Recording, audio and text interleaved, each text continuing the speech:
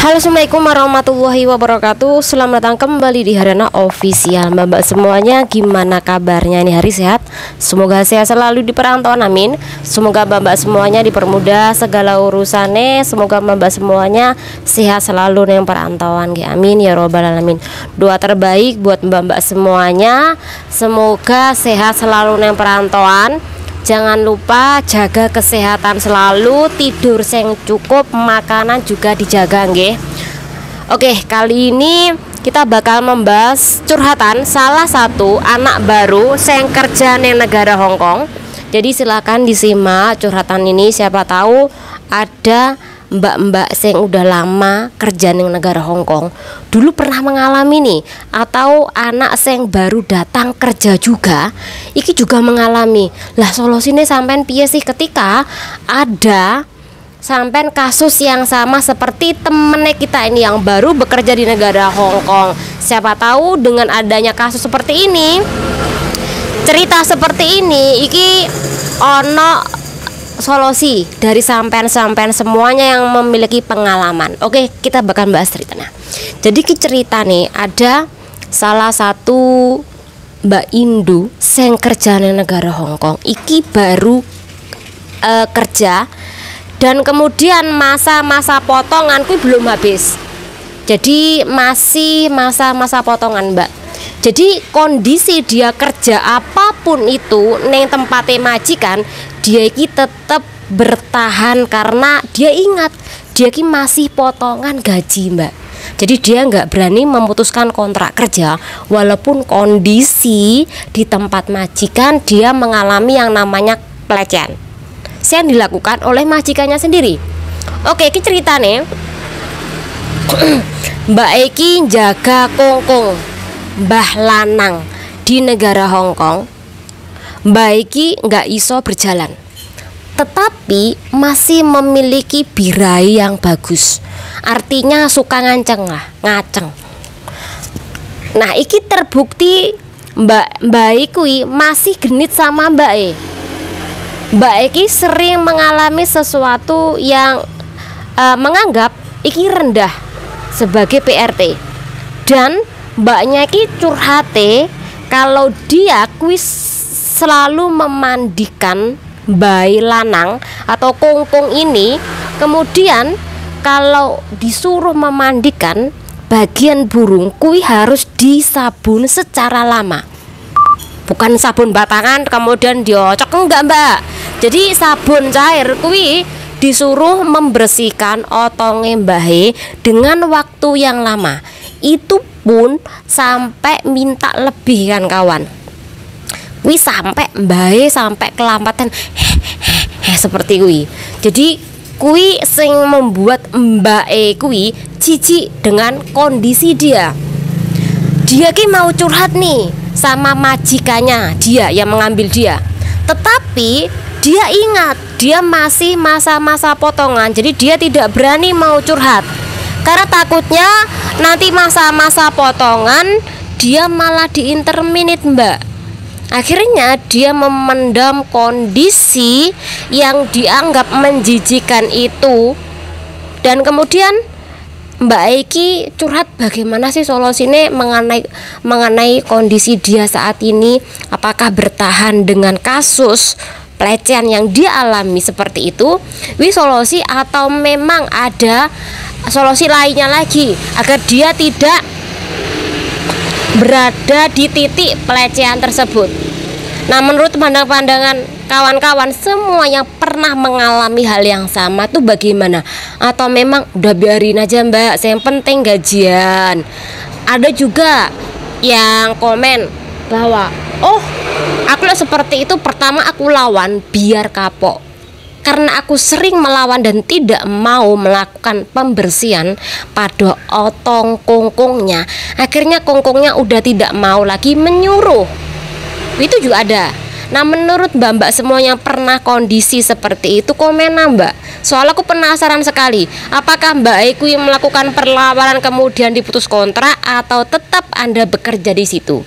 Oke, iki ditunggu komennya sampean. Tapi menurut pandangan aku bagaimana sih dalam kasus seperti ini? Oke, Jadi semacam itu nyabun batange kungkunge kui dianggap ngeleceh nih juga, apalagi kui minta lebih. Contoh selepas nyabun batang kui sik dikongkon keng dilat utawa mungkin keng nyapo gitu, itu ngerendahne banget. Jadi usahakan untuk tidak diam, karena kalau sampean diam kui akan semena-mena nantinya. Contoh sampai nanti malah disuruh melayani di kasur, di ranjang.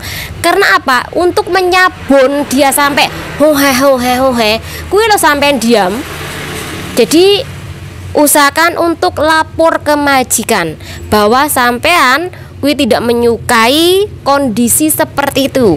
Mungkin nyabun biasa cuma sebentar kui nggak masalah, tapi kalau nyabunnya dia sampai lama dan kui sampai diulang-ulang berkali-kali naik turun sampai menurut aku kui merendahkan sampean dan yo itu ngeleceh nih sampean.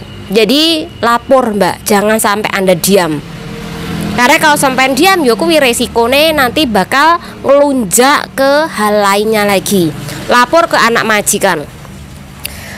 Nah, kalau sampean takut nih di interminit, diputus kontrak kerja, masih masa-masa potongan, penting banget sampean kui ngelawan sama bae. Nggak mau om zua, om song bong lah ya. Jadi sampean kok ono ngomong mbak, jangan diam. Jadi sampean bilang nggak mau aku nggak mau bersihin otongmu. Oke lek hal lainnya, aku nggak masalah. Dan jaga kungkung mbah. Wilek sampean diem manut kui sampean nanti diinjak ngelunjak mereka. Tapi kalau sampean kui berani, mereka juga tidak akan berani. Jadi penting yang namanya bahasa. Tapi kalau sampean nggak paham bahasa, terus piye arepe ngomong? Masa arepe dededer tok? Enggak. Masa ngene-ngene geleng-geleng. Jadi iki pelajaran mbak buat sampean-sampean yang arep kerja nang negara Hong Kong ataupun kerja di negara lainnya lah.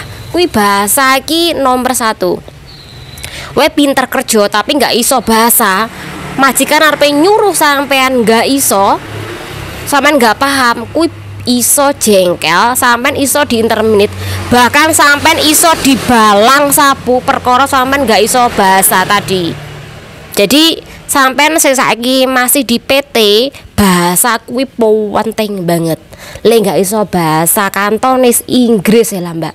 Jadi Inggris kuwi sampean terus pelajari sebelum sampean masuk ke PT. Jadi sampean nggak iso bahasa, mending nggak usah kerja dulu, nggak usah terbang dulu. Ojo ngomong aku mbiyen nggak iso bahasa, tapi tetap aja majikanku mau menerima kuwi dulu. Rata-rata dulu majikan seperti itu, tapi saat ini majikan belum tentu mau mempekerjakan orang yang nggak bisa bahasa karena ngerepoti. Mereka kerjaannya banyak, tambah lagi ngurus kantor, ngurus anak, kemudian ngurus rumah, terus ditambah ngurus sampean. Nanti ujung-ujungnya sampean mendapatkan kekerasan atau pemutusan kontrak kerja perkara nggak bisa bahasa. Jadi dalam kasus iki penting namanya bahasa, penting namanya ngomong, penting namanya kuwi tidak selalu menuruti mbahmu lanang. Ya lek mek cuman gosok ngono kuwi tok wis mari. Tapi lek suwi-suwi ngelunjak ke lainnya, contoh pantatmu dijiwel-jiwel, susumu dijiwel-jiwel, sama apa gak jijik toh? Cik mbah yang ngono jiwel pantatmu, jiwel susumu, kemudian njaluk ngocok. Yo lek sampean sing rada usiane wis rada tua nggak masalah, tapi sing nom-nom ki lho mbak. Tapi menurut aku lek tua pun juga masalah ya mbak, lek sampean jijik. Tapi lek sampean nggak jijik ya mungkin nggak masalah. Jadi tua muda sebenarnya itu tergantung dari sifat masing-masing. Kalau menurut sampean yang penting kerja, nggak masalah, mek ngono tok, nggak keleng apa-apa. Yo sih nggak masalah, tapi wedine takute nanti berdampak buruk ke depane. Takute ngelunjak kuwi mbak. Oke, silakan komen bagi mbak-mbak yang pernah mengalami di kasus yang sama. Soal aku penasaran sekali bagaimana sampean bisa mengatasi ketika sampean disuruh menggosok-gosokkan otonge kungkung. Ketika sampean ku kerja jaga kungkung ataupun sampean memandikan kungkung, atau mungkin ketika sampean jaga kungkung ada nggak perihal lainnya selain sampean disuruh memandikan kemudian gosok otongnya kungkung berkali-kali? Kalau ada komen. Semoga dengan adanya pembahasan ini bermanfaat. Channel diri. Wassalamualaikum warahmatullahi wabarakatuh. Bye.